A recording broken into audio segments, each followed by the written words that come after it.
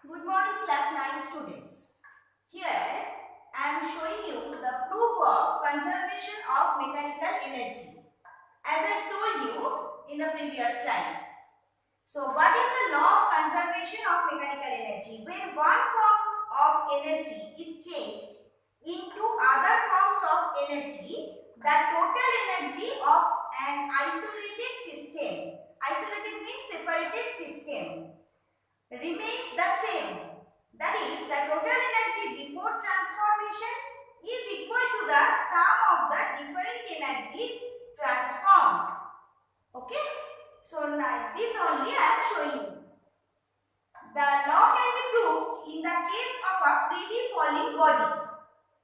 Let a body of mass n be at rest at a position A. See, I have drawn the diagram. Here, the body is at a position of rest.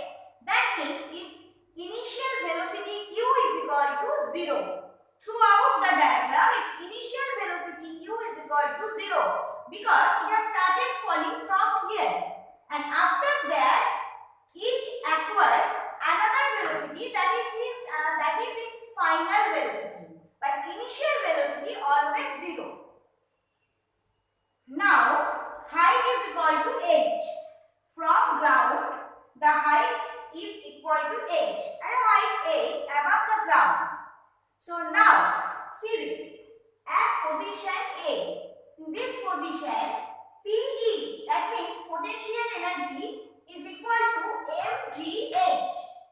KE, that is kinetic energy, 0 because it is at rest over here.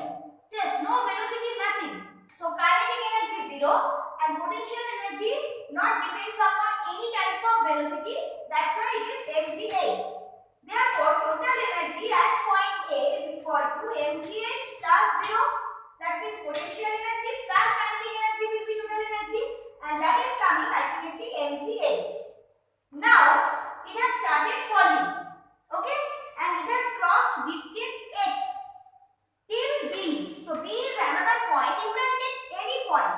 It's not necessary that always you have to take more about or near about the middle point. You can take this point, you can take that point. At any point you can measure. So now I am measuring at the point B. And this distance is x. That means x distance this particular body has already covered. So what left actually? H minus x. Why? Because total height is h. Distance x covered by that particular body. So only h minus x left. Now see. Now AB is equal to x. Therefore B is equal to h minus x. So this is the force of motion equation. V square is equal to u square plus 2as. Here acceleration is equal to g because like this the body is falling down. That means vertically. So this is a is equal to g and s, that means distance covered. That means is equal to x. Already this distance has been covered. So this is x. Since u is equal to 0, that means initial velocity 0. So v square is equal to 2gx. Now come to point at B. Here potential energy mg and distance h minus x means it has to cover the rest of the distance. Always remember here, please don't take distance as x because x distance it has already covered, but rest of the distance it has to cover. So that's why distance I have taken h minus x. Now kinetic energy at the point B. Following the formula half mv square half m, instead of v square I can write this one. V square is equal to 2gx. So I put the value into 2gx. 2 will cut and it is coming mgx. So kinetic energy mgx. Therefore total energy at the point B is equal to mgh minus x plus mgx. Okay?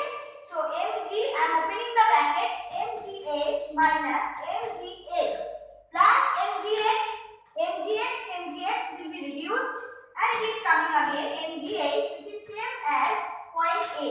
That means total energy at point A is equal to total energy at point B proved. Now here, from here, it is acquiring another velocity and taking that velocity is equal to v1. So again same formula I am applying like this. v1 square is equal to u square plus 2gh, because this time it has already touched the ground. That means total distance has been covered. That means this is h.